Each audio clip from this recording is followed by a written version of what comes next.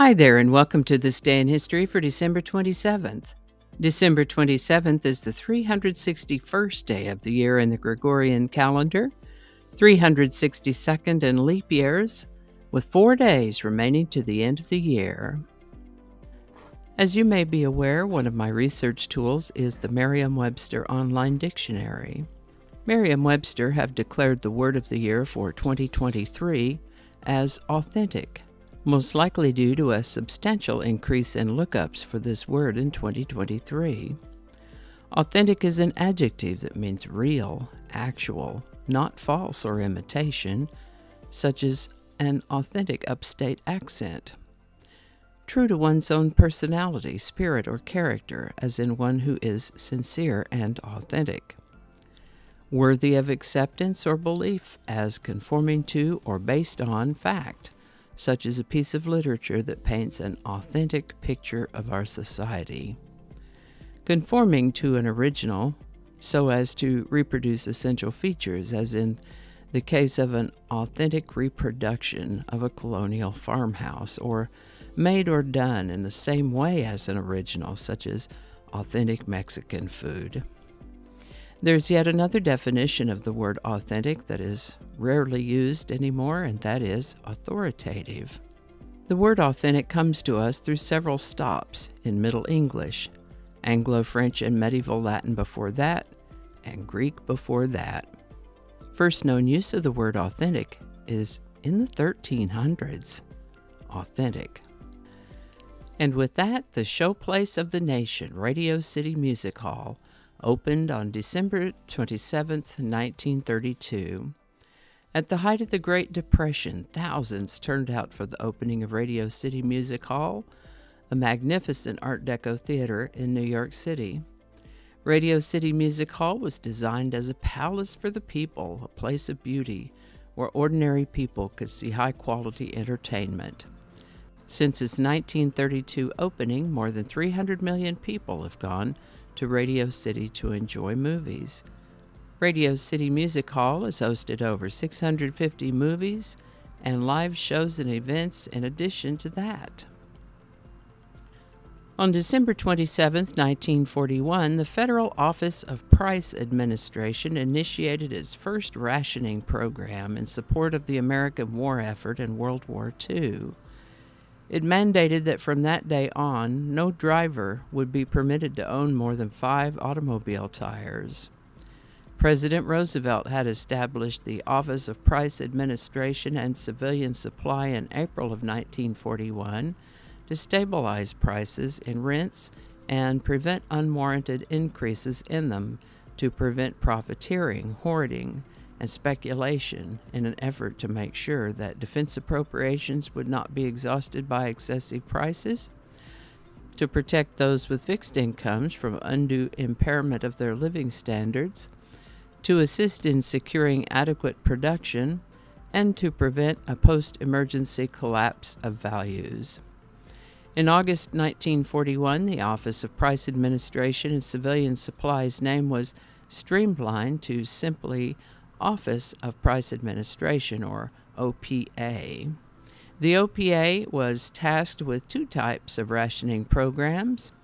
The first limited the purchase of certain commodities such as tires, cars, metal typewriters, bicycles, stoves, rubber shoes, to people who had demonstrated a particular need for them.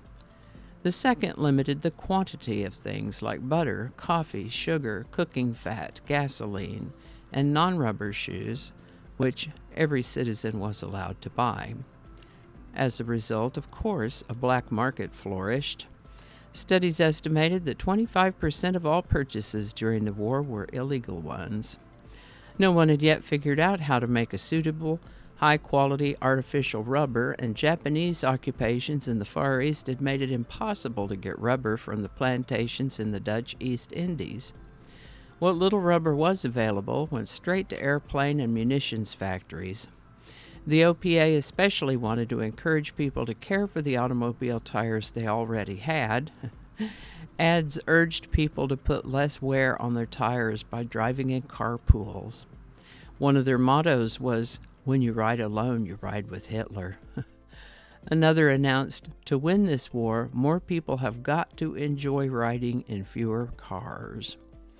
To conserve rubber and gasoline, the national victory speed limit was 35 miles per hour.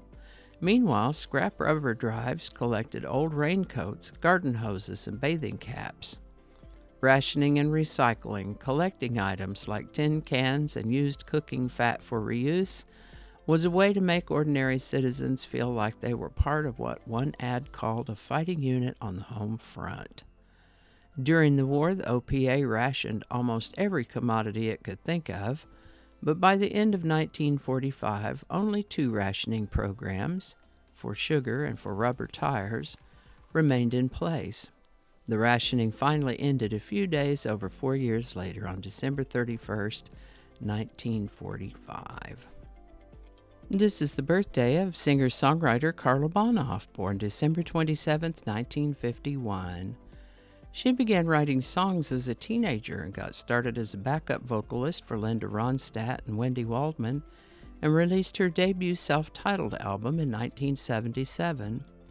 Her own rendition of Personally, written by Paul Kelly and Gene Page, was Carla's only top 40 single, but she wrote plenty of songs that other people would have hits with, and we'll talk about one of those in a little bit.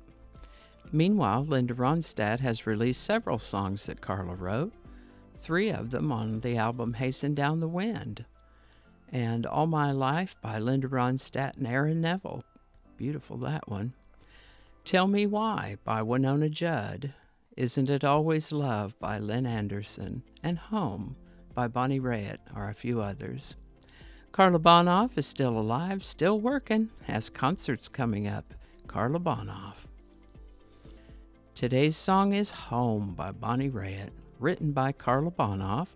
Home wasn't released as a single as far as I can tell, but it does appear on Bonnie's 1977 album, Sweet Forgiveness. Pretty sure I had that one on a cassette and played it till the wheels came off. Some great songs on that album. Thanks to Carla Bonoff for writing this one, and thanks to Bonnie Raitt for singing it. Beautiful song, Home by Bonnie Raitt. Link in the description. And I think that's going to do it for us today. Thank you so much for watching. Consider subscribing if you haven't already. Feel free to share this video with a link in your email, messaging, or social media. If you enjoy this series, you can check out the playlist that contains these videos. I'll put a link to that in the description. That playlist lives on YouTube, so for other platforms, I'll include a link to my blog page. It's called No Really. You can also find me on Rumble, BitChute, and Odyssey. All those links in that description. Alrighty, that's all I can think of right now. Thanks again, and I'll see you next time.